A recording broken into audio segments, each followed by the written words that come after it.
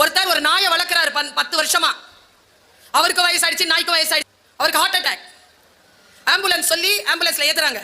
ஆம்புலன்ஸ்ல தெரியும் நாயை ஏத்த மாட்டாங்க, மூடிட்டாங்க. பின்னால் அந்த நாய் நிக்குது, வளர்ப்பு நாய். ஊய் ஊய் ஊய் ஊய்ன்னு சொல்லிட்டு கிளம்பிருச்சு ஆம்புலன்ஸ். Door closed. நேரா ஹாஸ்பிட்டல்ல தான் போய் நிற்கும்.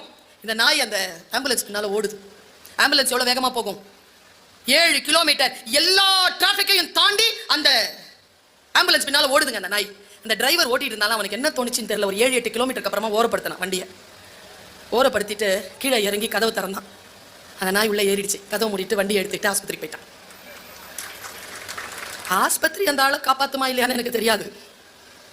அந்த நாய் வந்து பக்கத்தில் உட்காந்துச்சுல, ஒரு வேளை அந்த முதியவர் உயிர் பிழைத்திருக்கலாம். அந்த நாய் கிட்ட ஒரு சின்சியாரிட்டி இருந்ததுங்க.